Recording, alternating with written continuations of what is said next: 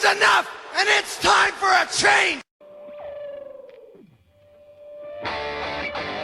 Professional wrestling! This is it! This is us standing up! Yes! Yes! Yes! Yes! Yes! Yes! That's 13-14!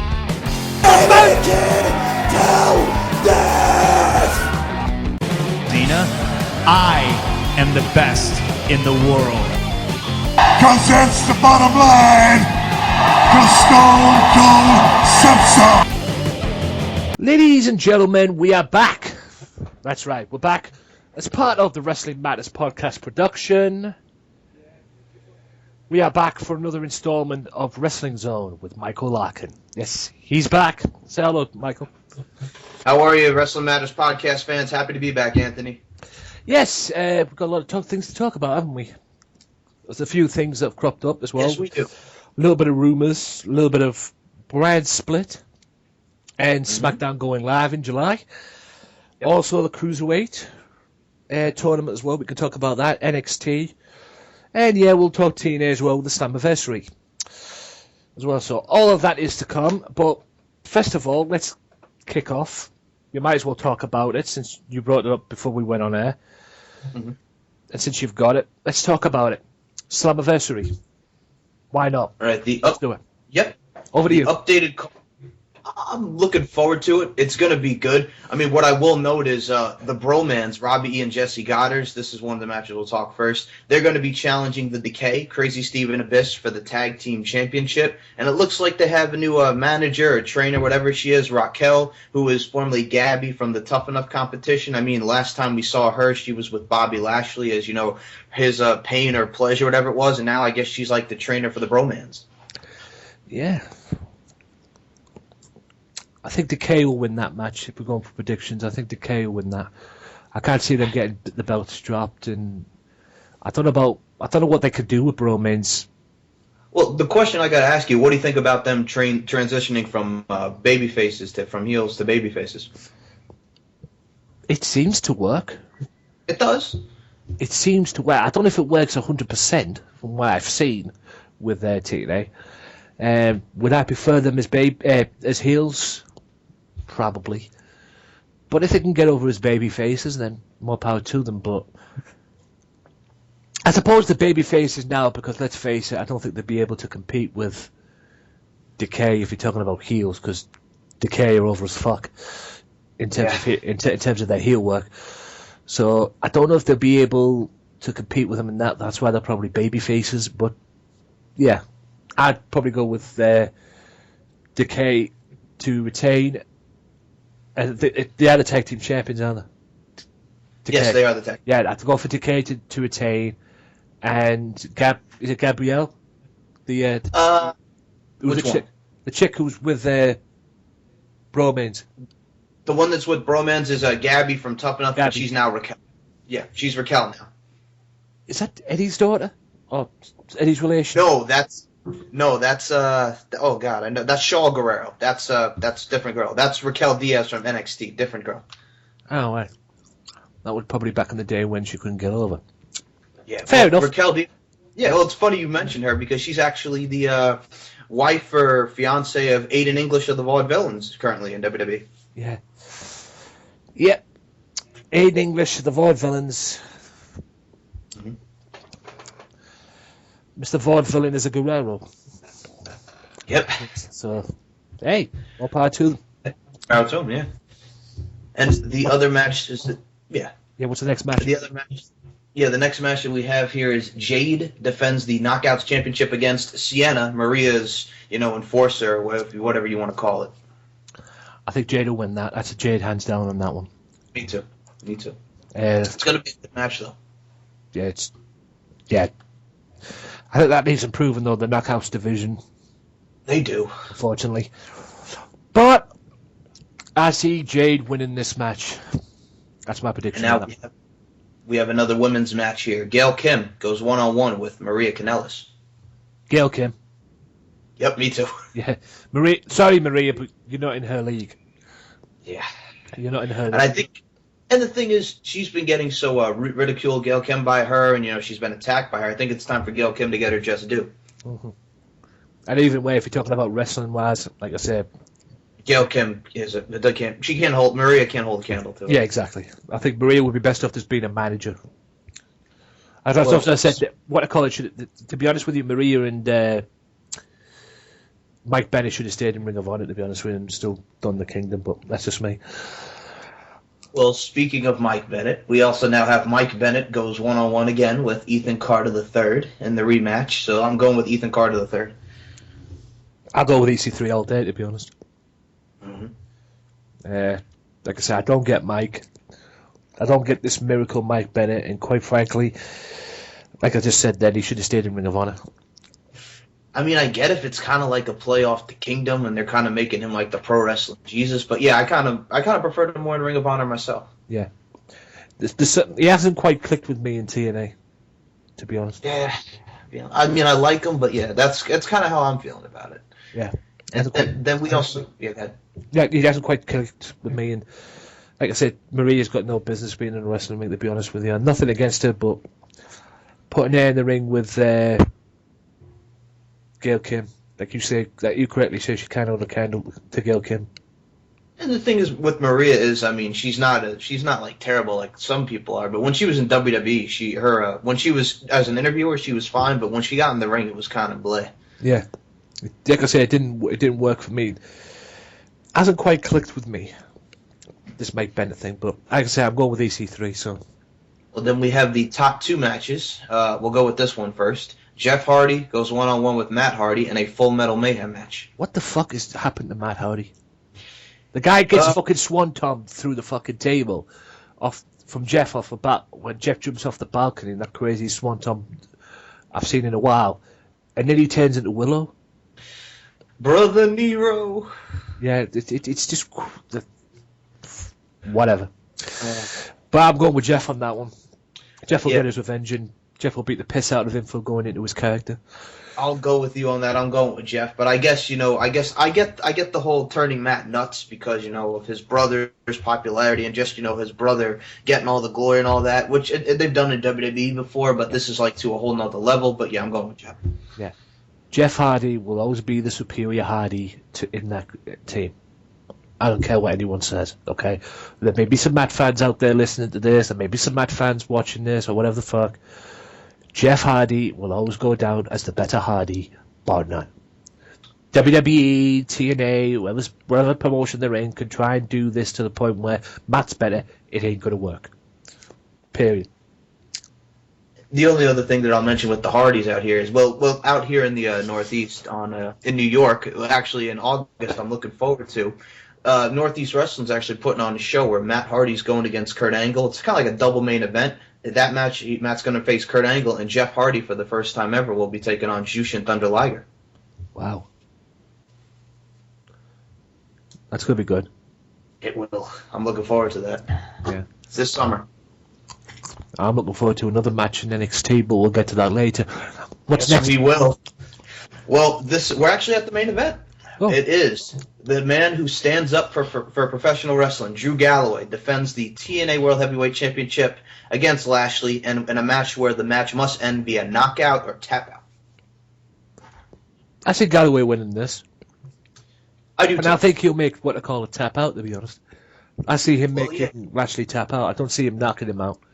I think anyone who's going if there's anyone who's going to be winning by knockout, if it has to be that way, Lashley will win by knockout. But I see Lashley being tapped out here. I agree with you. I was going to say Drew wins, but I definitely see Lashley winning it down the line again because I enjoyed him when he was TNA World Heavyweight Champion. Oh, yeah, he win it down the line, but the question is who will he beat, though? Because I think what they're going to do with Drew is I think they might have him as a year champion again, like they've done with other ones. Because they've seen his work with Evolve. They've seen his work with ICW. Hell, he created the World Heavyweight Championship in ICW. So I think they'll get him in that way. I think they'll have him push him as a year-long champion, so that he can get the belt over and try and get to the belt where the level it should be, which is easy said than done. Agreed. I mean, the only other thing I could say about Slammiversary, because that's the updated card right now, I think the other match that they might add, because I'll throw a spoiler alert for people who don't know, Eli Drake beats Bram on Impact, I don't know if it's this week or next week, for the King of the Mountain Championship. He cashes in the Feast or Fire briefcase. So I think we'll do a rematch between Eli Drake and Bram at this pay-per-view. Bram beats Eli, Eric Young, and he has to drop the title to Eli Drake. Yep. Whatever on that one. Way to kill the prestige of the King of the Mountain title. What's Eli Drake done? He hasn't done that much. Big Whoop, he won the fucking Feast of Five case. Gets into this weird angle with Grado. Well, I was going to say, he comes in with Drew Galloway and Micah as the Rising, then he turns on Galloway, then he's going against Grado, and now he's doing the whole dummy, and calling everybody. Yeah, exactly. I mean, and now he's going to be the next, and now he's apparently the next in line to win the King of the Mountain title. Yep. Whatever. Just makes no sense to me. Somebody likes that guy. Hello, John Gabor. Oh, yeah. Somebody likes him in TNA, no doubt. Yeah, so is that about it on that one then? That's the card. I just added the Eli Drake thing because I think that's what they're going to add, because right now it's just those 6 matches. Okay. Right, let's talk about NXT then, because there's 2 matches that have been announced. Anthony, I have the card up. Do you want to Have go through the card? Go. Okay. Go. If you've got the card. Give me one. Where was it? What's the name of this takeover? Is it just Takeover? Apparently it's just Takeover. It takes place June 8th, and it's at the, what they call it, the... Seoul University. Seoul University, so it's just another Takeover. There it is. All right, we'll go through. There's 4 matches announced, and we'll talk about the 2 big ones, because I definitely want to talk about those with you. Yeah. We have American Alpha, Jason Jordan and Chad Gable defending against the Revival in a rematch from the last Takeover for the tag titles.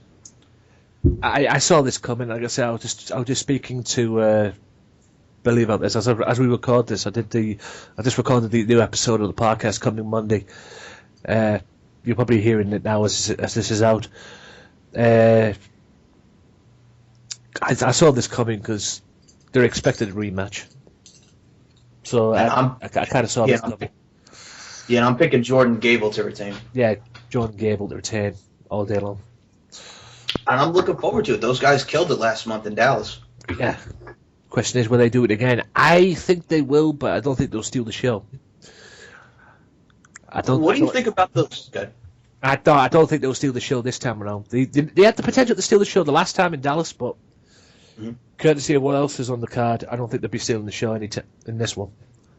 Did you see those new guys that just debuted for them, the TT61 or whatever it is now in NXT, those new guys? They just wrestled this week on NXT against Tommaso Ciampa and Johnny Gargano. They're very good. Yes. Yeah, I like them. NXT's building a great tag team roster. And that's the base for the tag team titles in WWE, isn't it, really? So. Yeah, and I'm sorry if I butchered their name. Just those guys were very impressive in that match. We all have our ways of butchering people's names. We've all done that before. Yes, we have. We also have now Asuka versus Nia Jax for the NXT Women's Championship. Asuka. Yep. I don't know what they'll do if they had Nia Jax as the champion, but I just don't see that happening anytime soon. I can see Nia Jax being a champion, but not right now. What I think this is the comparison of the Gail Kim versus Awesome Kong matches in TNA. So yes. I think this one will be very good. Yeah, it's definitely that, no doubt. Like I say, I don't see Nia Jax winning. She could be a dominant champion, but it's a case of what they do with her in that respect. I don't see that happening anytime soon. So I'm going with Asuka on that one. And well, we're at the top 2 matches, and we'll do this one first. Austin Aries goes one-on-one with Shinsuke Nakamura. This is getting my blood boiling as a wrestling fan. I cannot wait for this. Will they steal the show? Then Sami Zayn and Shinsuke Nakamura? Probably not. But like I said to Billy, they'll have a fucking good go of it. who do I see getting next shot against the winner of Balor and Joe, which is going to probably be Samoa Joe. I see Austin Aries winning this, to be honest. All right, I'm going to go the different way. I'm going to pick Nakamura. Yeah, I won't be complaining if Nakamura wins. I won't either. Because it's going to be fucking... it's just get me pumped up to think about it, and this is the whole reason I'll be watching NXT on June 8th. But, yeah, I see they go with Austin Aries, and it'll be Austin Aries versus Samoa Joe, which I've already just given the prediction of that away, so... Well, those two had a great Ring of Honor title match back in 2004. And I mean, Nakamura and Joe, they just did on a house show. I forgot I don't know if it was in Florida or wherever they were touring. But yeah, I could see either Joe or Nakamura, Joe and Aries. I'm happy. Yeah. Sign me up. Yeah, either way to win-win. Either way. And now we got the main event. Samoa Joe, Finn Balor, steel cage match. First time in NXT for the championship. Samoa Joe.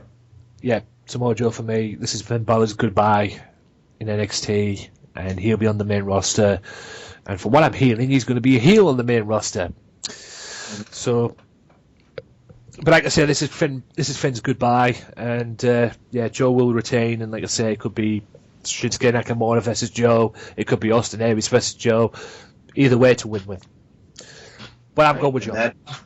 Yep, me too. And that is your Takeover the End, which is now it's called Takeover the End, as it is right now. Yeah. Right. All right. I'm going to throw this question out here. Go ahead. Go to Raw. Yes. Monday Night Raw, the club split. Oh, boy. AJ Styles and Gallows and Anderson. Do you think they're paving the way for Balor to come up and join that group? I do. Absolutely do. Yeah, speak it. Oh, man. I'm looking forward to seeing Balor and the club getting together. I've said it since the New Day beat the Vaudevillains on my podcast. I think the club should get the tag titles. Yes, I've been saying that. I don't think there's any other stature of a tag team out there who can get the tag team titles, quite frankly. And there's only one team from what I'm seeing at the moment, who are capable of getting them belts, and that's the club. Anderson and Gallows, but I just don't see any other team. I mean, I was about to throw the next question out there. Who do you see? I mean, we just basically answered my next question as well, which is who do you see dethroning New Day? Which was the club. Yeah. I mean, with this whole thing, though, just a quick before you say what you're going to say there, just throw this question at you so you can answer it. Sure. What do you see this going? I mean, do you think they're going to swerve this? I mean, all right, the club and Styles have went their own separate ways. Do you see AJ staying as the guy? Or, because it seems that way they might be swerving it. Or do you see the Balor club forming, or Bulletproof, or whatever the fuck they're going to call themselves? The original Bullet Club. Because we all know David Finn Balor is the founder of the Bullet Club. Do you see them forming as a three and then maybe adding AJ into the group, or would you rather see them feuding? I would rather see them feud. I'd love to see an AJ Styles versus Finn Balor match. And the only other thing I could say is right now, since The Miz is not in the Money in the Bank ladder match, I'd love to see AJ Styles just beat the piss out of The Miz and take the Intercontinental Championship away from him. I would see that. Yeah, I talked to Billy Johnson about this as well, and he says this on the podcast. He thinks that Styles there could be a way for Styles to get back into the Money in the Bank situation. Well, yeah, we got one more. Mm-hmm. Yeah, because we got one more call. Well, there's two spots available because there's 7. Oh, I'm sorry. Yes, you're right. I'm sorry. Yeah, there's 2 spots available because there's 7 guys that are going to be in it. Yeah, I see AJ Styles. But do you think the surprise element could be Cody Rhodes? Because Cody, for those of you that don't know, just a quick side note, Cody's handed in his notice, he's moved away, he's explained why he's leaving, but there's a lot of people thinking it's a work. A lot of people think it's a work. All right. No, I think Cody. I mean, just after, I think just because with all these guys coming in, I think he's just also it's a years of wear and tear. He's been with them since 2006. Starting in OVW, then coming into the roster. I think it's just Cody wants a break. Cody wants a rest, and quite frankly, I don't blame him. Where do you see him going if he's not going to come back to WWE? Well, there's a guy on the Indies now who recently just got fired. His name is Damian Sandow. I would love to see Rhodes Scholars as a tag team on the Indies, and maybe have him and him and Damian Sandow go to Ring of Honor, take on the Addiction or somebody like that. Isn't he in? I'm going to say last time I checked, Sandow was heading for GFW, wasn't he? I could be wrong. I don't know. I haven't seen that. I know he's got some bookings, but I don't know about GFW. If he goes to Global, I was going to say I think Global Force is on that list. Okay, I'll check that out then. I think there's a promotion for that as well. Global Force being on that list. Anyway, that's what I wanted to talk to you about that one. But let's talk about Extreme Rules.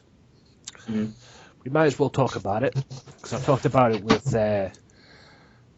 what I call it as well, Mr. Johnson, and I might as well get this up here and talk about it with you. Did you see the pre-show? I did see the pre-show. Which was the Big Cass owning the Dudleys again, and return of Enzo on Raw. So happy to see him back. And hopefully the final encounter with one Mr. Baron Corbin and Dolph Ziggler. Oh God, can I tell you, I'm so sick and tired of that feud right now. Yeah. I'm not necessarily saying sick and tired of the feud. I think this, from what I saw on Raw anyway, I think the feud's still going to be going on. But what got me about that match was it was a no DQ match. It was more of a fucking wrestling match than it was a no disqualification match. I'll tell you right now, I understood why they do it because, you can get disqualified for using a low blow, but he used the traditional low blow in an ODQ match, so he couldn't get disqualified, and then he beat him with the end of days. I get that, but yeah, I see where you're coming from. It was just poorly done, to be honest. And now, yeah. I think they're building the Cass and Dudleys now. The Cass and Enzo versus the Dudleys at some point. Now that Enzo's back on Raw. Yeah, I would do it at Money in the Bank. I mean, I know they're doing it at Raw, but I think there could be Dudley's cheat or something to beat them, and then you have Enzo and Cass get their dub at Money in the Bank. It's interesting, though. What else is interesting? Yeah, what else? We got Titus O'Neil saved Khalil Kalisto on SmackDown. I'm just about to get to that. Kalisto obviously gets destroyed by Rusev. Mm-hmm. And I said this was interesting as well. Kalisto gets destroyed by Rusev. Rusev then destroys him again on SmackDown. Mm-hmm. And then Titus comes out. And looks like, hopefully they're going to be building Rusev back into the monster he was before he met John Cena at WrestleMania. Mm-hmm.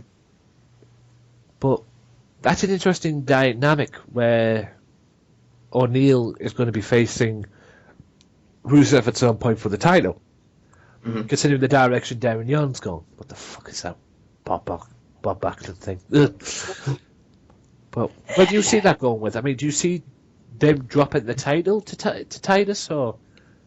I got a lot of things to say about that. Well, the whole "Make Darren Young Great Again" is the whole parody of Donald Trump, and that he's going to make America great again. But yeah, I mean, Darren Young. I mean, I think this is something that he said on Talk Is Jericho, that this is what he wanted to do. He wanted to work with Bob Backlund. So Darren Young is getting his wish. And Titus O'Neil against Rusev for Money in the Bank. It looks like that's where they're going, and I just have Rusev beat him. Yeah. But you make Titus look strong, so. Yeah. I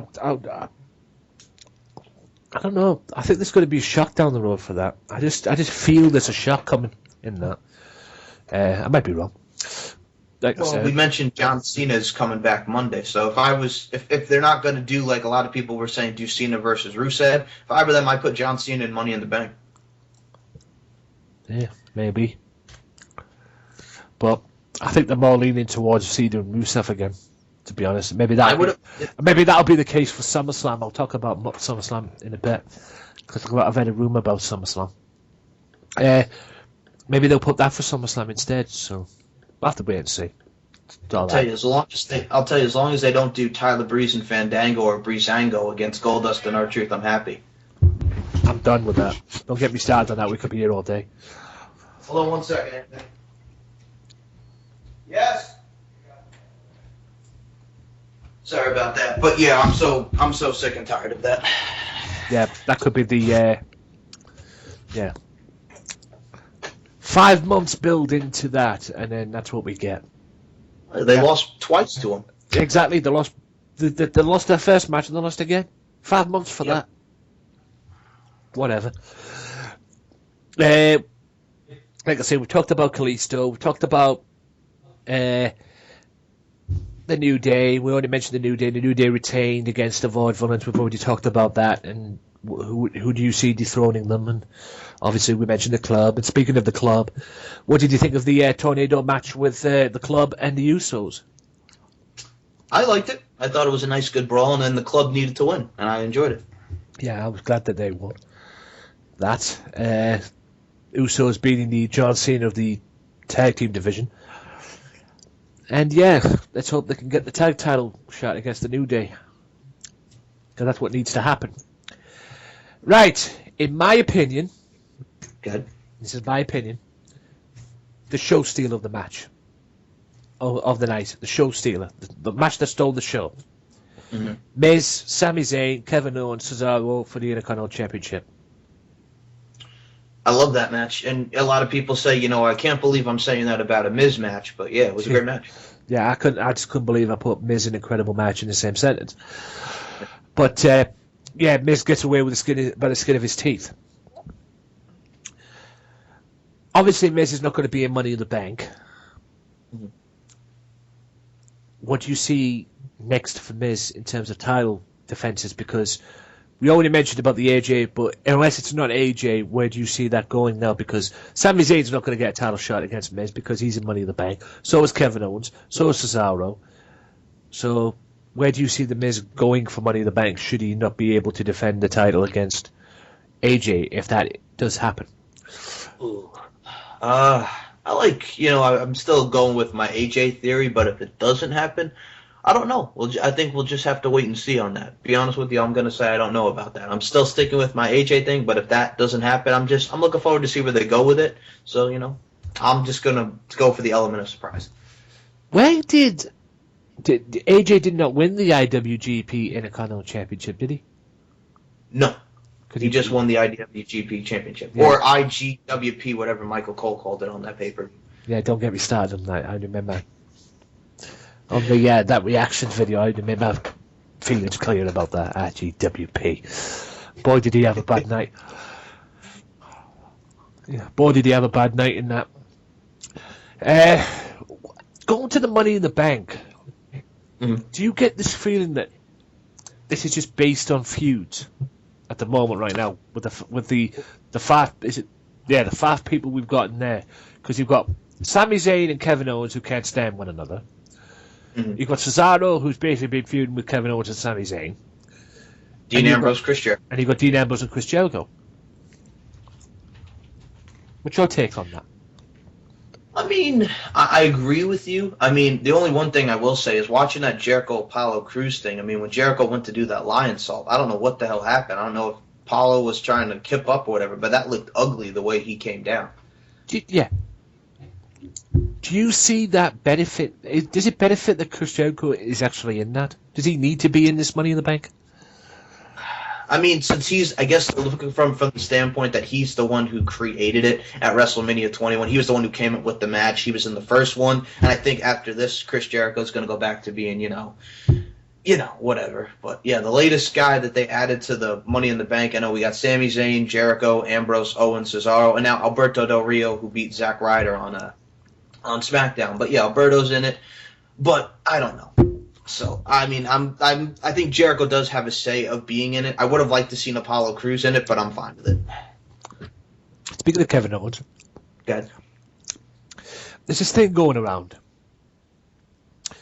I read it on a dirt sheet last night that the plans for the main event at SummerSlam have been changed.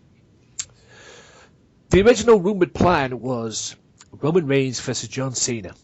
Mhm. But it seems they're going to be holding that off. Yes, ladies and gentlemen, you're going to get your wish. However, that's the good news. The bad news is they're probably holding that off for WrestleMania, from what it seems. WrestleMania 33. But the guy who's going to get his match, from what I'm hearing, at SummerSlam for the world title, I guess, is Kevin Owens.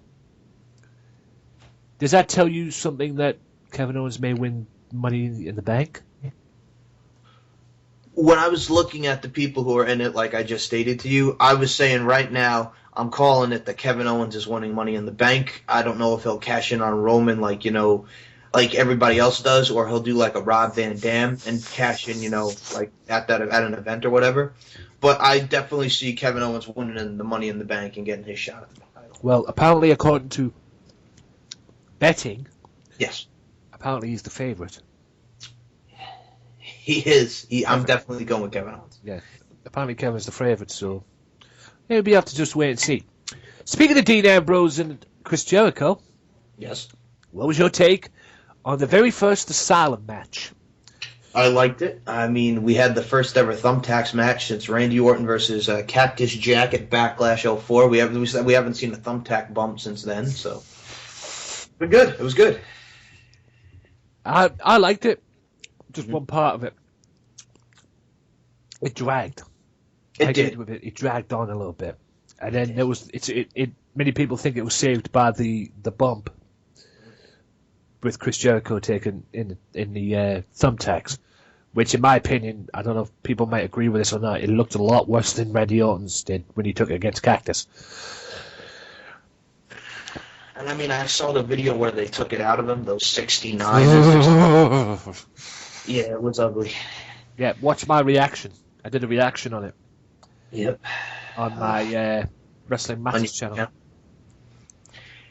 Man, I liked it. Like I said, like you said, it dragged. But a lot of people are saying, well, he hit him over the head with the plant, and the plant was one of the weapons up there. How come he didn't hit him with the plant? I mean, I never got this feud in the first place, because all this feud started over was the fact that Shane came out and basically cancelled the highlight reel, and then it started over this potted plant, and like you correctly said, they never fucking used it. And it started with no, my talk show was better. No, my talk show is better. No, my talk show is better. Yeah. It was like the horrible ending that they had to get with Brock Lesnar and Roman Reigns when they were tug of war over the world title. Yeah, my belt, no, my belt, no, your belt, no, my belt. It's a friggin' great way to end Raw, a friggin' tug of war. Yeah, the stupidest Raw ending ever. Probably the worst. Just ridiculous. Absolutely ridiculous. But yeah, that's the way it was. I mean, the whole thing was ending, and there was 2x4 wrapped in barbed wire in there. Why the fuck there was a mop in there, I don't know, but mop was not necessary at all. But was somebody watching a Perry Saturn match? Yeah, I was expecting Perry Saturn to come out, to be fair. But yeah, we all knew at the end of the day Dean Ambrose was going to win, because it would have made no iota sense of Jericho winning the match at all. What was your take on probably the diabolical match that was the submission match, which was too short to begin with? Yeah. And don't get me started on the ending. I'll let you take it from here. I thought Charlotte and Natalya, I thought it was okay. I mean, it wasn't as good as Payback, but I thought, the whole Dana Brooke coming out dressed as Ric Flair, I get it. You're like, ooh, maybe she'll get disqualified or whatever because, Daddy's coming out. But no, it was Dana Brooke. And I mean, since Emma's injured, you got, Dana Brooke now with Charlotte. And I think, Dana Brooke was feuding with Becky Lynch. I think it could lead to a tag match with, maybe Natalya and Becky Lynch against Charlotte and Dana Brooke. Some would say Natalya and Sasha Banks. But the thing with Sasha Banks is I heard that she had a concussion recently. So I think she's out for like either a month or a couple of weeks. So I don't know. I think there's going to be some sort of Divas tag with Charlotte and Dana Brooke against Natalya and a partner. It seems that the push that's planned as well for Sasha is going to be put on hold because Vince is having second thoughts about it, whether it's risk pushing her, because the rumor is that she's going to be winning the title at SummerSlam. Mhm. What will happen, I don't know. I thought the whole thing was bullshit, to be honest. The whole And I mean, thing, a lot of people. Okay. yeah, the whole thing was bullshit. Don't get me started on what happened on Raw. What was your take on that? What happened on Raw? When she kicked Flair out? Oh God, I just was like, oh God, yeah, they're kicking Flair out. I mean, they're making Dana Brooke like her version of Arn Anderson, her enforcer, if you will. But I mean, I get Dana Brooke. I think a lot of people crap on her because the NXT when she first started, she was green as grass. But I think she improved. I mean, her matches with Asuka, she took a beating from Asuka, but I think she's definitely improved. But yeah, and Dana's a power lifter. The Arnold Classics she's competed in. I think she's a good fit to go with Charlotte as her version of Arn Anderson. But yeah, the whole promo thing was just god awful. Yeah, and let's just call it as it is, guys. This whole thing with Dana Brooke being with Charlotte, it's just something for Dana to do. Because her original tag team partner's on the sideline with a back injury. So, I guess you got to give something for Dana to do and might have put her with Charlotte, I suppose. All right. There's something Well, I was going to mention about Raw. What do you think about the Shining Stars of the Caribbean, Primo and Epico? yay! No more Matadores. I'm glad they're back. Primo and Epico are back. Back where they belong. I'll be honest. Back to how they It should is. be. Yes, and it popped me because the first match that they had 2 weeks ago, their new move of the Shining Star is now the old Total Elimination Perry Saturn and John Cronus move. So, and I think it's good to have them wrestle again. So. Yes, they're back to where they should be, wrestling. They're not dressed up as wannabe Tito Santana's. They're back to how they should be. That's what it should have been at the start, Primo and Epico. That's what they were in there. That's why Torito's fucked off now, because, they are who they are now, the tag team division now. Shining Stars is what they're called. Hey, great. I'm glad they're back to where they should be and how they should be. Should never have done that in the first place. You should never have made them want to be Tito Santana's. Ridiculous idea, that. But anyway. But I'm glad they're back. And hopefully, I could see them getting pushed like a ride back, coming out and fighting jobbers on Raw when they have their shots and everything. But And a lot of people say it was a nice change because when is the last time at least that we saw a tag team enhancement match on Raw to elevate a tag team? yeah, they're definitely getting elevated. It'd be interesting to see when they finally start putting people in, like maybe a New Day or whatever. Be interesting to see who gets that first nod. Mm-hmm. But I'm glad they're back together. I'm glad they're back to normal, and glad they're not the fucking matadors that they were. They should have stayed they should have stayed like this in the first place. To be honest, because whoever came up with that idea wants to fucking shoot. Anyway, what do you take on the main event? And now, I don't know if you've seen my reaction video, but WWE fucking had me in this main event. I did see it. You freaked out, man. I saw it. You were excited. They fucking had me. They had me in the match because it was a point in the match that I actually thought AJ was on the verge of winning the championship. Probably my favourite moment of the match was when AJ beat the living dog shit out of Roman Reigns and turned out to be the Usos as well with the chairs. But that steel chair just literally beat the shit out of all three of them. And very stiff. And everything was going to be great and everything. You thought AJ was going to win, and as soon as he jumped off that rope and landed right into a spear, yeah, buzzkill. So what was your take on that? I enjoyed the main event. I thought Roman worked hard. AJ always delivers. They don't call him the phenomenal AJ Styles for nothing. That backdrop through the table, the power bomb on the table, the Styles Clash on the chair, beating up the Usos and holy shit, Usos holy shit, that backdrop on the table. He got some height. Got some height, all right. Fucking hell. Just Jesus, wonder he didn't kill himself. I mean, those guys. I mean, AJ has been, ever since he came in, he's been killing it. I know a lot of people crap on Roman Reigns, but I think he works very hard. I like Roman Reigns, but yeah, it is what it is. I mean, I know he's going to be replacing John Cena, but I get it, but I like him. John Cena 2.0. There you go. John Cena 2.0. Yeah. But, like I say, fucking WWE. They had me. I thought they were going to pull the plug and have AJ win. And then everybody went apeshit afterwards for Seth Rollins coming in and pedigree and Roman Reigns. Even me, if you saw the reaction. Yes, you did. Because as soon as I turned it off, Rollins came back and I turned it back on quickly. I was like, holy shit. I never saw that coming. I expected him to come back around SummerSlam. They said he'd be around back at SummerSlam. Mm-hmm. Never expected this early though. I thought it'd have been Money in the Bank. Quite frankly. But yeah, I'm glad he's back, but do you think it's a mistake them keeping him as a heel? Because he came out in Raw and cut a heel promo. Do you think it's a mistake them keeping him as a heel? Not necessarily. I mean, I enjoyed, he came out doing the whole face thing, and then he went directly back into the heel mode. But yeah, him and Roman are going to be good. Hold on 1 second, Anthony. Yeah.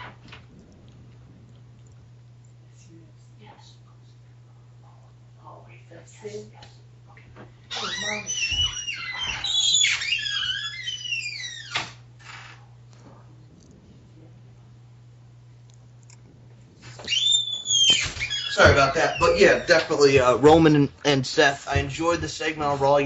Shane came out, booked it for Money in the Bank. I'm looking forward to seeing the match at Money in the Bank. I mean, some people are saying Rollins will probably take the title, which I wouldn't mind that because I think both are great athletes. But I kind of see Roman holding on to that belt again. Yeah. Did I mention Kevin Owens getting the possible shot at SummerSlam? Yes, you did. Yeah. Where do you see this WWE Championship run end with Roman Reigns? Because you all know it's going to end at some point. Yeah. Where do you see it end? SummerSlam or Night of Champions, August or September, I'm going for. Yeah. Who do you see beating him? Ooh, that's a tough one. If Kevin Owens gets his shot, like if he cashes in, like I said, like a Rob Van Dam, or he just comes in and, cashes in during like a match or something, I wouldn't mind seeing Kevin Owens win the championship from Roman Reigns. I don't think it would be Cena, because if they do Roman and Cena, I think Cena will pass the torch and Roman will beat him. But if I was to pick somebody, I'd pick the Money in the Bank winner, Kevin Owens, who I'm going. Fair enough. Right. We might as well get into it. Like I said, it's not going to be long not going to be long as I planned. There's a lot of stuff to talk about, but I don't want to make this too long.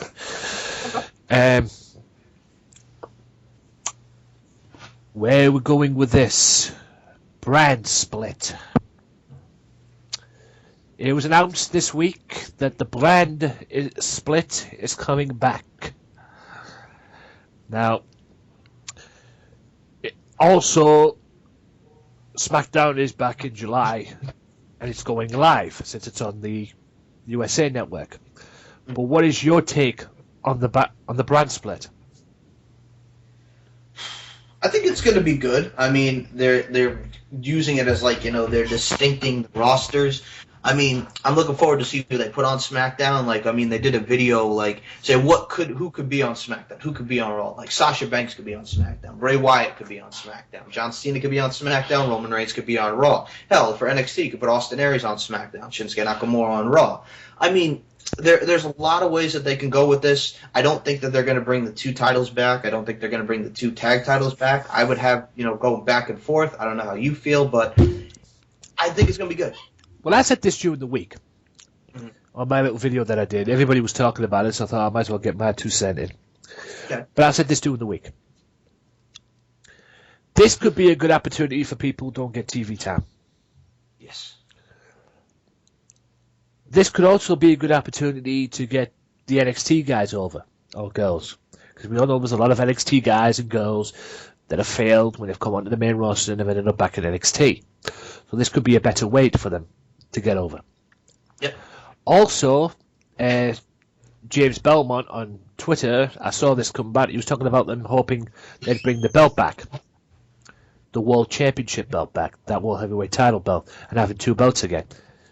I don't think that's going to happen. No. I believe they're going to have the world champion on both shows. yes, ladies and gentlemen, there may be a possible chance you could see Roman Reigns on 2 shows. So that could happen. As for the Intercontinental Championship, they'll probably have that on 1 show and have the US title on the other. I don't know, IC title on Raw, maybe US title on SmackDown, or vice versa. Mm-hmm. The women's title, which I'll get to in a second as well, because I want to ask you a question about that. We'll get to that in a second, but I think they should have that on both shows. Like I said, that shouldn't be exclusive to anything. Should have that on both shows. Maybe bring back the Cruiserweight title, since they're doing this Cruiserweight tournament in July, which I'll be looking forward to, and I'm very much watching. This Cruiserweight Series tournament they're doing. So maybe bring that back. But then there's the tag team titles. Oh boy. Do I think they should keep a singles title and have titles on both shows? Yes. No exclusive, no World Tag Team title on one show or WWE Tag Team titles on the other. No. Have one tag team champion exclusive to both shows as champion, but the first thing they need to do first, and I said this during the week, is get rid of them fucking belts. The bronze belts, yeah. The bronze belts. They need to get rid of them belts, because I'd be ashamed to get... You want to be a champion when you're in WWE, no matter what, but I'd be a fucking shame to get them belts, because they're fucking awful. And, you know, they should really just get rid of them and bring back... Because last time I checked, world titles were gold belts. These are not gold belts, ladies and gentlemen. They're bronzes. Okay? And they're awful. They're like poorly versions of the US title spinner belt that John Cena had. No. Get rid of them. Bring the world title back. What do you think of that? I would definitely have the tag titles go back to being gold. I mean, that's what every title is gold, so I would definitely go with that aspect. It's just fucking, stupid. I mean, I can't imagine what Bret Hart was like when he first brought them belts out. He's like, what the fuck am I wearing here? What am I bringing out here to the champions? I mean, come on. Yeah. Give me a break. Definitely got to get rid of the bronze, and I think for the women's, I would just have the women go back and forth as far as the championship goes. I don't think they should bring back the Divas Championship. No. I don't want to see that butterfly ridiculous belt. No, hell no. Yeah, that's the end of that belt, so... Thank God. They'd have to go back with that belt, and like I say, have that on both shows. But I saw this question put out, which would be interesting. What do you think of this? We have Money in the Bank for the men, and the winner gets a world title shot. The winner gets a world title shot, or is pretty much guaranteed to be WWE champion at some point, depending how they cash it in. Mm-hmm. Do you think there should be one for the women's title? Funny you bring that up, because I was reading WWE put out a survey kind of deal. Do you think that there should be a women's Money in the Bank ladder match? I think in a way yes, in a way no, because some people don't want to see women beating each other up with ladders. I mean, I think it would be good. I mean, because they got a lot of great athletes in there that they could put in there, but I don't know. It's a yes and no for me. I mean, it'd be interested the way that they set it up. I guess it all goes by the booking. Yeah. Obviously, you wouldn't put... I spoke this to Billy. You wouldn't put 7 people in there. Yeah, you would not. You would not put a Summer Rae in there. Yeah. Or Eva Marie, for that matter. No. You wouldn't put 7 people in there. You could do it with just 4 people. Pick 4 of the top girls on the roster and have them go for the title, for the case. Obviously, it's going to be a briefcase, and have the contract. And then cash it in and then do exactly with that. I'll be up for it. But it's like you correctly say. I mean, I said this and I mentioned this to Billy on the new episode. It's a case of what would they do with it, and how would they approach it. It's just, would it work? Well, mainly, first question is, would it work? That would be the main question, if it would, because I'd be up for it, because it'd give the women's division a new dimension. Question, like I say, question is, would it work, and how would they do it when how would they do it to a point where the girls are not, hurting each other that much or killing each other with a fucking ladder or some shit as well. So, would I be up for it? Yeah. But like, you have to plan it out first, just to see how it goes. And like I say, you don't want them to a point where they're killing each other. I mean, I absolutely agree with you on that. I think also, yeah, it also, just so they don't kill each other. And also, I mean, it all depends on how they book it, like I've stated. But it's going to be, I mean, it would be very interesting. I mean, if you want to look at Lucha Underground, they just did a Sexy Star versus Mariposa in a No Mas match, which is like a women's I Quit match for them. And, there was Sexy Star was bleeding, and then there was a lot of like plunder and stuff in there. But women can do those type of matches. It's just, how it's presented. Yeah, big shout out to George Animal Steel. I saw a thingy on Facebook yesterday about his daughter saying that he's had surgery and that, and apparently it's going well. So, shout out to you, sir, George the Animal Steel. If you don't know who he is, look him up.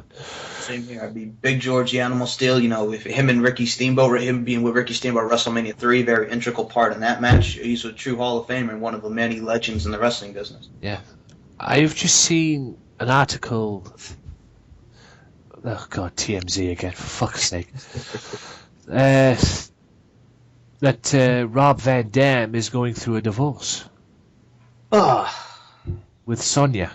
Man. Apparently they've been separated since December, so that's not going to go over well with certain people on NoDQ.com, because there's a few people who are friends with Rob Van Dam and that I've seen on their videos that's gonna kick him in the nuts. Yeah, I mean, Sonya, she had her health issues, and her and Rob, were trying to work it out. It's unfortunate to hear that, it really does bring me down after hearing that now. Yeah, it's bad. I think she was battling cancer according to the thing, and it's not worked out well, so that's the end of them. Oh, but yeah, I want to get your fascinating. Let's move on to Ring of Honor. What's your take on Adam Cole? Oh, Adam Cole, baby, the newest member of the Bullet Club. Bullet Club member. Can you believe that? Here's what I'm thinking. My buddy Kyle, who and I do the Wrestling Maniacs podcast, we talk about Ring of Honor. He's a big Ring of Honor fan. He watched the new pay-per-view, Jay Lethal, Colt Cabana main event. A lot of people felt that ruined the show at the end, just Young Bucks coming out doing the super kick party, super kicking Kevin Kelly, their father, and all this. Super kicking Mr. Wrestling 2, who, a.k.a. Steve Corino, hello. Yeah. Fucking, that was the best part about it. Them super kicking everybody. Even their dad got involved. Yes. And Young Bucks' dad got involved as well, but that was the best part about it, just kicking Kevin Kelly. And not only that, fucking knocking some sense into Steve Corino as well while you're at it. This whole fucking Mr. Wrestling 2, 3, whatever the fuck he is thing, it's just stupid. Just get rid of it now. And yeah, as we heard it there, guys, he's a member of the Bullet Club. Unbelievable. Yeah, the only people, what they say is some people agree that the whole pay-per-view was good. I've seen a good portion of the pay-per-view. It's a very good show from top to bottom. A lot of people felt that the finish in the Lethal Cabana not having a clean finish, since it wasn't Colt Cabana's hometown of Chicago, Illinois, and having a no contest with just the club coming out and wreaking havoc kind of hurt the finish. But I thought the show, in my opinion, was very good. Yeah, I thought that was. I just saw that up until that point. I just wanted to see what happened in the whole thing with Adam Cole joining the Bullet Club.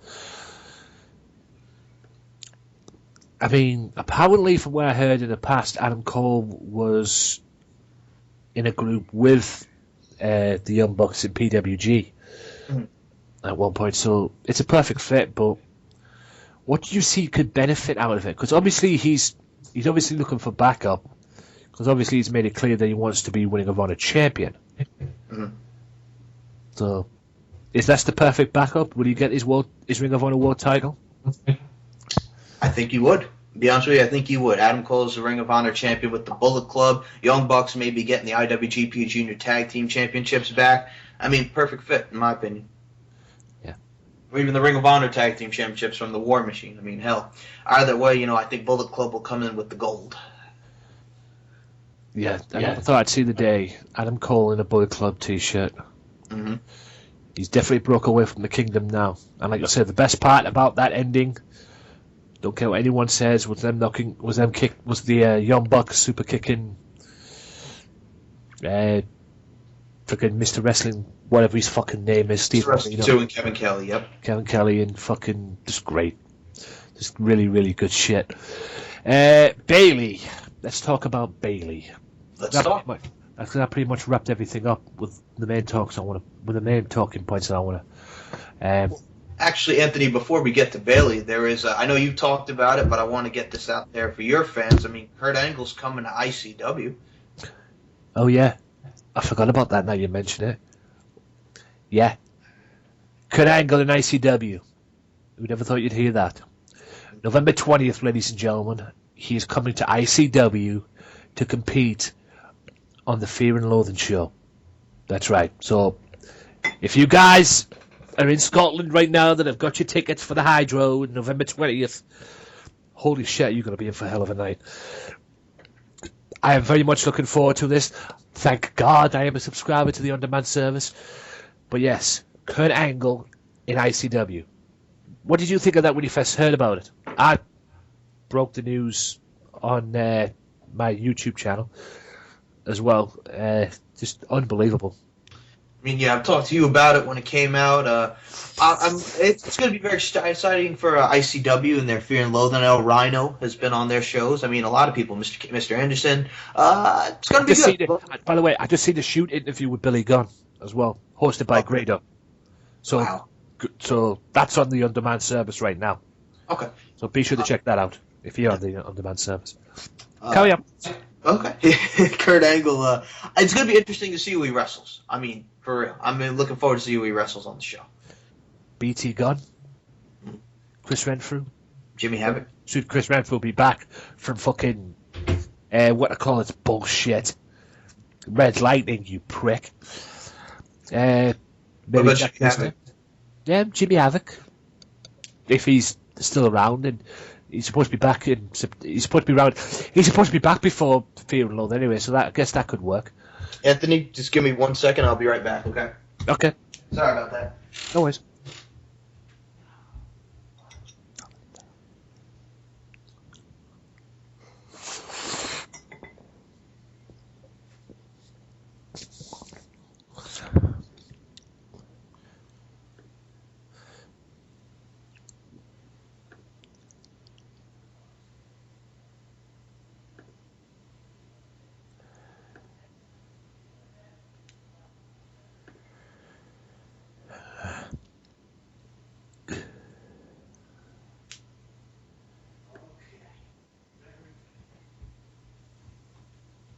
Sorry about that, but yeah, definitely going to be very interesting with the whole Kurt Angle deal, and yeah, looking forward to it.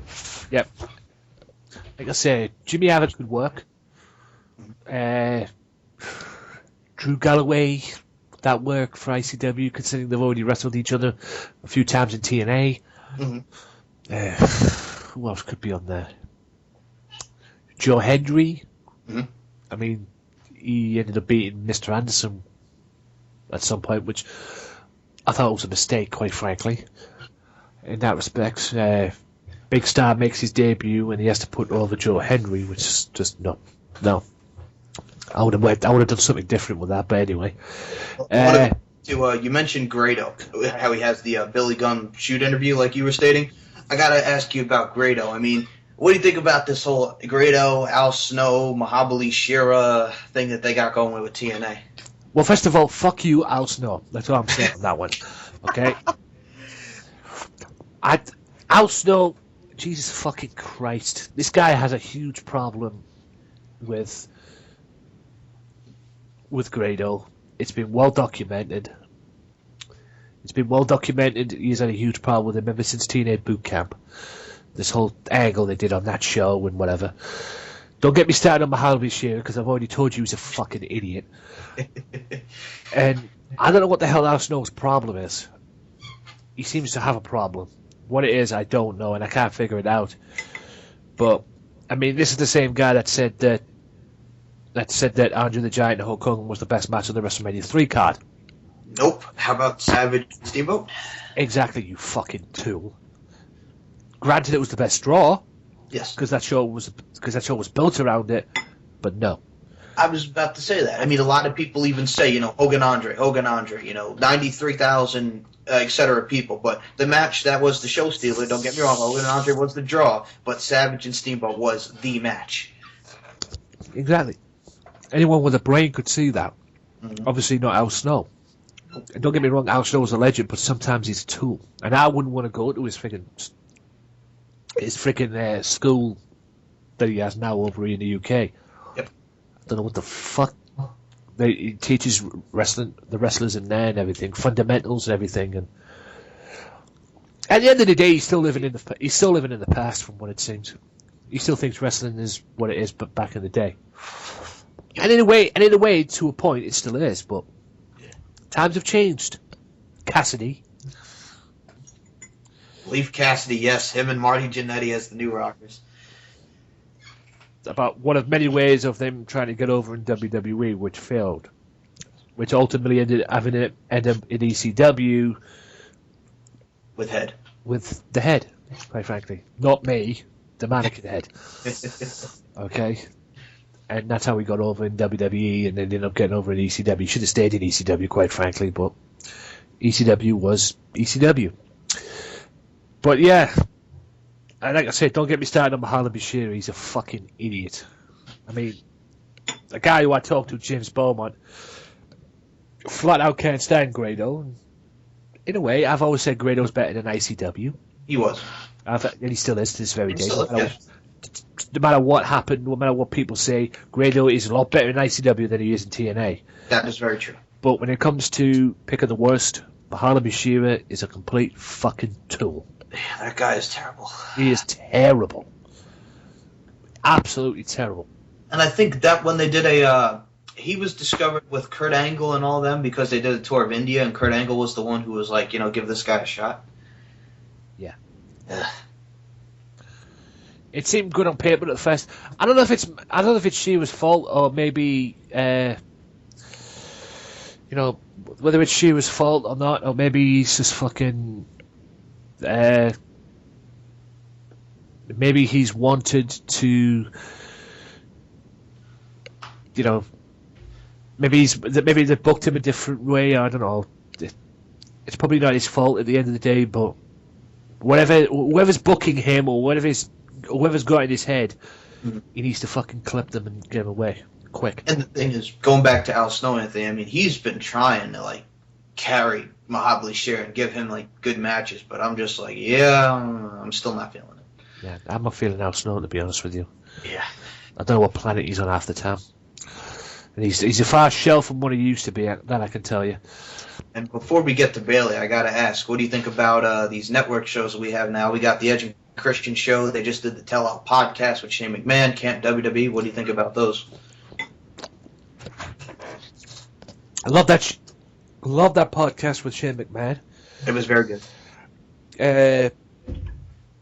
The shows with Edge and Christian, thankfully, are going to be still on because they've just released Christian from his talent contract in WWE. So hopefully, he could still be there, and hopefully they'll still have these shows on with what I call it. The one I'm looking forward to on that show, that's going to be very interesting, is this new Mick Foley reality show. Holy Foley. This coming from a guy who's going to be in ICW in November. Yes, he's coming back to ICW in November, ladies and gentlemen. If you thought last year Fear and Loathing was something, you wait until this year. But yeah, that should be an intriguing one. His daughter, his wife, who I believe at one point was one of them dude Lovettes. At one point, I think that's how they met. I don't know. I'm not quite sure on that one, but I'm pretty sure that's correct. But yeah, that should be interesting as well. But it's going to be very interesting these next couple of months on the network because, like I said, there's not only NXT Takeover to come. there's that cruiserweight tournament as well, Yes, sir. which should be a fucking interesting thing, which I'm very much looking forward to. Me too. I mean, those guys from Evolve and all these guys from around the world, Cruiserweight Open, Cruiserweight Series, gonna be good. Who do you think should get the booking in WWE? Who'd be the booker? Because at the moment right now, head of creative is Stephanie McMahon, right? Yes. Who do you think should get it? Obviously not Stephanie, but who do you think they should give it to? I mean, me and Billy were talking about this, about, Paul Heyman getting it again, or, maybe a Gabe Sapolsky, or I'm guessing that who he was talking about, something like that. I think they should just give it to Paul. Give him something to do while Lesnar is away. I would say Heyman. H is the one who does NXT. But if you have H around that booking, Mr. Paul Levesque there, either Paul, Heyman, or Levesque, just give it to either H or Heyman would be fine with me. Yeah, I think that's why people wanting Vince to retire. So not only can he retire, they can also have the opportunity to get rid of that fucking Bucky Beaver motherfucker, as Jim Cornette calls him, Mr. Kevin Dunn. Yeah. And speaking of H and Shane possibly at SummerSlam. Yes, I've heard that as well, due to the thing. I don't know if that will go through now that the brand split's coming. So there's a possible chance that might not go through because of the brand split. If that wasn't going through with the branding split, so I don't know. I saw a video on YouTube the other day looking behind the scenes of the training facility at the Performance Center. It seems that Mr. Levesque is too busy focused on NXT in that at the moment. Well, that's what I got. That's what I got from from the video I saw. It's on WWE's YouTube channel, looking behind the scenes, and there's him, there's William Regal looking and scouting these talents that they've got there, doing their training and their exercising and whatever else they do then. It seems that he has a very big focus on NXT. And that's what he should be on, to be honest with you. Fuck being on Raw, fuck being on SmackDown. Just let him on NXT and let him book NXT. Give him NXT, the kingdom to NXT, not that he already has it anyway, because it's his baby. But just give him it. Just say, let it go, do. Go and do your thing. That's what you should do. He shouldn't be on Raw with the Authority. He shouldn't be on SmackDown. Just let him do his thing on NXT. There's a question I can throw at you. Good. Shane is obviously probably going to be the new GM of Raw. That's what it's aiming that way, or maybe Stephanie, I don't know. Should Shane and Stephanie have nothing to do with SmackDown? Who do you think should be? Who would you like to see if they had to bring? Because the video on YouTube with them thinking that they needed some fresh talent to run SmackDown, someone with fresh ideas and whatever the fuck. Who do you think? Who would you like to see? If they're talking about a new era and a new person to run SmackDown, who would you like to see that run that? Take that ball and run with it. I would say Regal, but he's doing NXT. It's interesting. Man. I was gonna make a joke and say Mike Adamle, but no.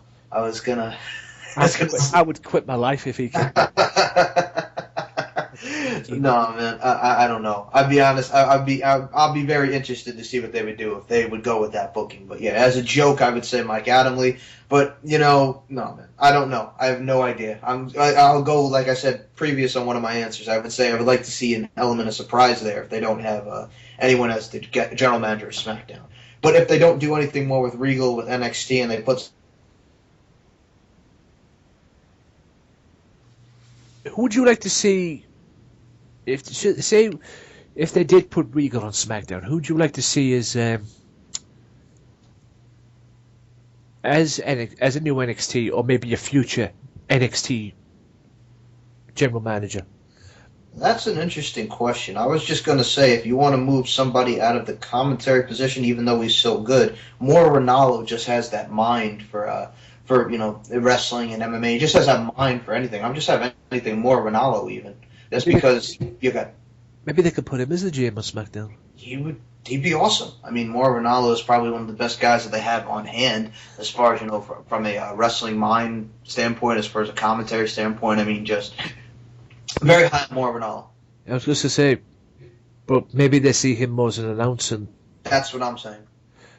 As an announcer, then maybe in the GM role, because that's what they're hiding for, basically, to be the announcer and be the new head honcho on SmackDown. Yeah, it's interesting, I suppose. What do you think of Bayley wanting to wrestle Natalya when she gets on the main roster? It's very interesting. I think Bayley and Natalya will have a great match. I'd like to see Bayley obviously go against, your Sasha Bankses, your Charlottes, and Becky Lynch's again. Get the 4 horsewomen back together. But yeah, Bayley and Natalya, I would be down for that because they're both incredible athletes. Do you think they should form that group, the 4 horsewomen? Well, if you minus Dana Brooke, yeah. I would definitely put them back together. Yeah. They're probably still behind the scenes. They're probably still together behind the scenes. Oh, yeah. But, yeah, I'll get a bit as a group. Now, TNA interested in released WWE superstars. Oh, boy. Oh. Let me have a look at this first before you can say what you're going to say. Yeah, sure. Go ahead, dude. Oh, joy. This ought to be good. Good. An interview is, yeah. I'm guessing they're looking at stars, the stars that have been released. They might be interested in that, but more WWE talent that gets released from WWE going to TNA. That's all we need. Anyway, say what you were going to say. I was going to say, if you wanted, before I get what I was going to say, I mean, Wade Barrett could do the thing there. Him and Drew Galloway have that history. That would be interesting. That would be the only one I could think of as far as, former WWE talent going to TNA. Do you think Wade Barrett could fit in New Japan? Yes. Because Wade Barrett got a tweet on Twitter from when he got kicked out of the Bullet Club, the League of Nations. The League of Nations. He got a tweet on Twitter from, I believe it was one of the Young Bucks, saying that they'll never do that in Bullet Club. That would be interesting. Him in New Japan Pro Wrestling. I mean, he's a very stiff wrestler, former bare knuckle fighter. Yeah, he would work. Would you see him as champion? IWGP champion, that is. I would say down the line. Not as soon as he got there, but down the line. But he should have been fucking world champion in WWE. He should have. He should have, most definitely. But yes, I would definitely see him with that championship down the line. Yeah. If he does go. And what I was just going to say to you was, what culture, since I know you talk about them on your channel, we talked about it on our channel, top 10 things that WWE wants you to forget about Goldberg. That was one of the new ones I saw. Yeah. I've seen that one too as well. Yes. Yes, the Thunder thing where he broke his hand, the whole Brock Lesnar Goldberg match, him losing not until so early at SummerSlam 03, then he won the title a month later. Just a lot of Goldberg stuff. And yeah, him flat out hating Vince. Yep. And yeah, if you haven't seen that, go and check it out on the What Culture channel. I've seen it, and I haven't got that much to say about it, to be honest with you. Yeah, the only thing I was going to say is, I mean, that dude, Adam, I mean, with what he comes up with how they should have booked it, I mean, we could put him over us until we're blue in the face, but he's just got so many great ideas, and those videos are just great. Yeah. It's not just them as well. There's other people on there that work on the show, but some of the stuff that goes on with that thing, and it's just, I mean, I just did a top 10 shocking moments for the episode of the podcast, which you'll hear, and yeah, number one, I won't say what number one is, but Cena was on there, Hogan was on there, just a few people that were on there as well, just to give you some names, but like I said, it was all good. That's why I like the top 10. I mean, I'm trying to work with What Culture, but if What Culture ever hear this, please call me. But yeah, congratulations to What Culture as well, because prior to coming here a couple of months ago, they announced that they were in partnership with WTTV, Wrestle Talk Television, as well. So big thumbs up to them for that, and that's something for Alex Shade to sink his teeth into on that one as well. I'm just looking to see if there's any more news that we can talk about, because we're coming towards the end. Yeah, I was about to say, I think we pretty much covered like everything from the week, so... Yes, we're pretty much coming to the end, so... Well, the only other thing I can mention is if you want to go back to TNA, a lot of people said it was kind of... They just recently had their one-night-only TNA Victory Road. I think a lot of people said it was kind of piss-poor how they barely promoted it. Yeah, that's... The one-night-onlys are a waste of time, in my opinion. They've got 2 solid pay-per-views in Bound for Glory and the one that's coming up in June, Slammiversary. If you're going to put, these pay-per-views one night only, promote them. Okay, do something with them, promote them, do something with them. Obviously promote them right. But if you're not going to promote them, don't put them on. Because that's like the freaking December to Dismember. Don't get me started. On pay-per-view back in the day. There was only one match promoted on that show. The rest, everything else was just floating in for it. Well, yeah, I mean, they had the 2 matches that they promoted, the Hardys versus Eminem and, the Extreme Elimination Chamber match, but the only match that was good on the show was the Hardys versus Eminem. Yeah. And the Extreme Elimination Chamber was not even the Extreme Elimination Chamber. They hardly used any weapons, and they got exactly 4 weapons. Whoop-de-doo. And they friggin' eliminated CM Punk and Rob Van Dam so friggin' early. Yeah, and CM Punk was scheduled to win that match, was meant to win that match, but Vince being Vince, he wanted Bobby Lashley to win. And he got his wish. Just ridiculous. And then back to the TNA thing. Like I said, they rarely need to promote these one-night-onlys when they do have them. Because it even comes down to, like, last minute. If they even don't barely, they'll just say, oh, by the way, we got one-night-only coming this Sunday on pay-per-view. No. They really... It's not about the last-minute thing. They really, really, really need to promote them. They need to build into them. They don't have to, talk about them too much on the shows and everything, but if you're going to promote a pay-per-view, build into it. Promote it.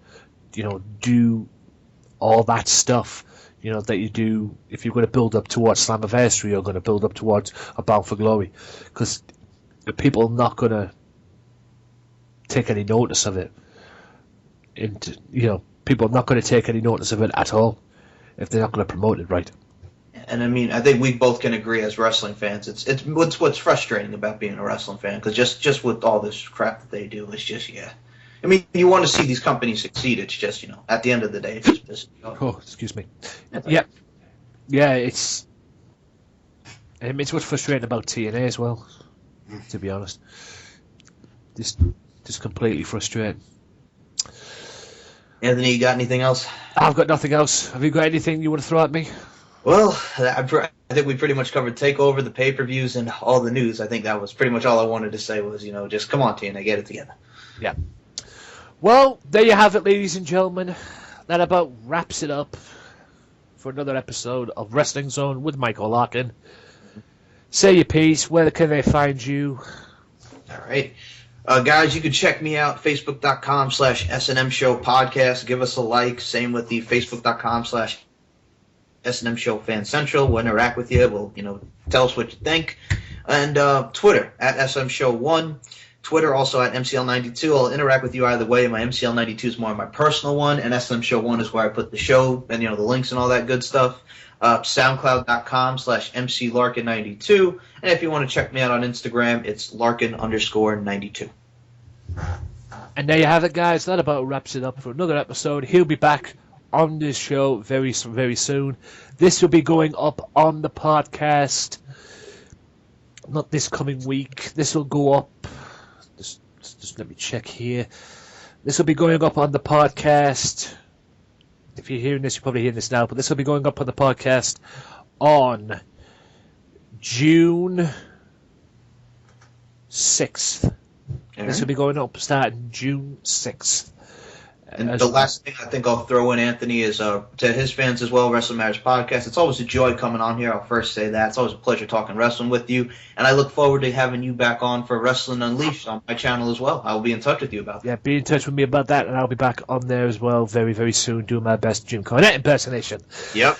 Also, check out future podcasts in June, because hopefully Michael will be back on with his partner, and we can get them on the show and talk about great stuff as well, wrestling as well. So all of that is to come. All of that is to come in the future podcasts. What are you going to say there, Michael? I was just going to say, if it's not in June, if I don't get a date right away, but I definitely will throw out a date with you. He's down, just, I'll shoot it out to you. I will definitely be in touch. Shoot out to me, be in touch. We'll get that sorted out. He's been Michael Larkin. I'm Anthony Walker for the Wrestling Matters Podcast and the Wrestling Matters Production. This has been Wrestling Zone with Michael Larkin. Episode 4, was it? Yep, episode 4. Episode 4. This will be out on YouTube and SoundCloud once everything is sorted. I may just put the whole full episode out on SoundCloud anyway, and you'll get to hear the clips and parts on it, and I'll air it on the Wrestling Matters Podcast as well in the coming weeks. So until next time, guys, he's been Michael Larkin. I'm Anthony Walker, and I'll say see you later. Peace. Peace. Well, enough is enough, and it's time for a change. Professional wrestling, this is it. This is us standing up. Yes, yes, yes, yes, yes, yes! That's 13-14.